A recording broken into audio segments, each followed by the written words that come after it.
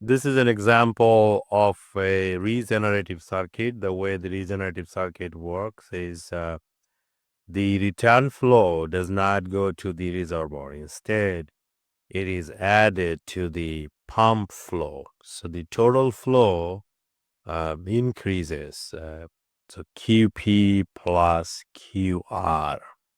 That's the total flow that goes into the, when you engage this side. Now, let me go show you the next, um, when the extension, cylinder extension is engaged, this side of the four-way directional valve, as you can see. So the return flow here, it added to the pump flow, and that makes the total QP plus QR.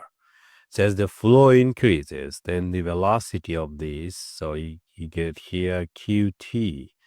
So the velocity will increase because velocity is Q by A. So the total flow will increase. Now check that video where I have developed for the regenerative circuit equation. So for regenerative circuit, velocity is basically QP, pump flow, divided by the rod area of the cylinder. So it's a little bit different than usual. You can go back and check that video, how it was developed. Um, so assume that this pump produces about 50 gallon per minute. This pressure setting valve is set at 1000 psi. Just making some number to show you these example calculations. Let's say this blanket of the cylinder has about 15 inches square area, and then this excuse me, and then this rod end area is let's assume 5 inches square, something like that. Then if we want to calculate the extension velocity, it's going to be QP 50 gallon per minute by the rod end area, which is 5 inches square. Now the gallon per minute I can cancel by the gallon, cancel that, divide by gallon. 231 inch cube is 1 gallon. I can cancel that inch as well. Now let's cancel the per minute. So I want to cancel the per minute. So I will multiply by minute, and that is equal to 60 seconds. So here I have not changed any number. However, I changed the unit. So if I calculate that, I have found 38.5 inch per second.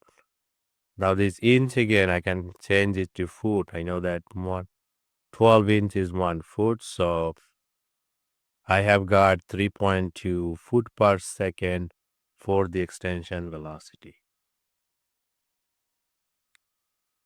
If I want to see the load carrying capacity, so load is for the regenerative circuit, check that video where I develop all of these formulas.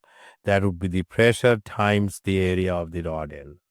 So that is 1000 psi times the rod end area, which is 5 inches square.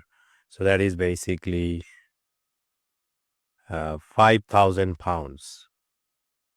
That's the force of extension. Though this cylinder can maximum extend, so this force would be 5,000 pounds maximum during extension. If I calculate the power from these, P equal to FV divided by, let's say, power during extension, 550. So that is in horsepower.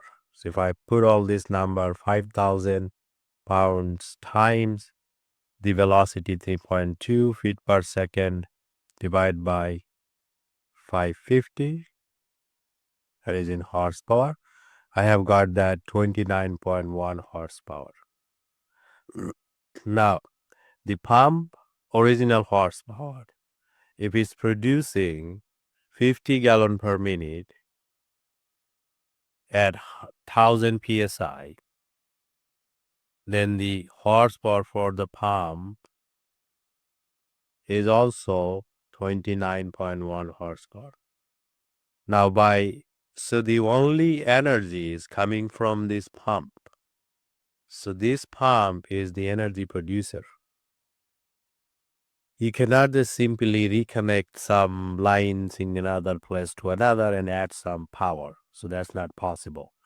In regenerative circuit, what happen is you know that F is equal to FV. Power is equal to force times velocity. So if you increase the velocity, basically the force carrying ability decreases. So that is what happened. So power is constant, energy is constant, unless you are not adding another power source here in this circuit. Now let's discuss about the retraction stroke. So we have done the extension stroke. Now this is the retraction stroke for the regenerative circuits. So that's the retraction stroke. Retraction stroke. So similarly, however, in retraction stroke, the flow in fact goes to the reservoir. So, let me show you all the calculation. You can check that video where I have shown you how to get this formula for regenerative circuit, both extension and retraction stroke. So velocity of extension, retraction is calculated by the pump flow divided by the area of the pump minus the rod area. So that is 50 divided by, I have this piston area 10, AP was 10, and rod area was 5 inches square. I think it was 15, sorry guys. There was 15 inches square, the pump area. So 5 minus 15 minus 5 inches square. And this was in gallon per minute. Once again, I can convert this gallon per minute to 1 gallon is 231 inch cube times per minute. So I have to multiply by minute, divide by 60 seconds. I have found that I have the number directly in foot, so that only inch will left. So 1 foot is 12 inch. So that's all conversion. I found that 1.6 feet per second. That's the retraction velocity. Now the force carrying capacity, the load is force times the area of the piston minus area of the rod. Check that video where I have developed this force equation as well. So 10,000 psi times 15 inches square minus 5 inches square. So I have found that simple calculation, 10,000 psi. This is a lot of pressure. Now the power, if I calculate from here, it should be that 29.1 force times velocity and then divide by 550. That's in horsepower. So if I plug all this number, 10,000 PS pound. Sorry, the unit here is not pound. This is pound per square. That's inches square. So inches square gone. It should be only pound. So 10,000 pounds times the velocity is 1.6 foot per second. Should have used another color pen. Lots of red and blue here. 550 horsepower. So that is equal to 29.1 horsepower. So basically, you're not really adding power. You're just converting one form to the other.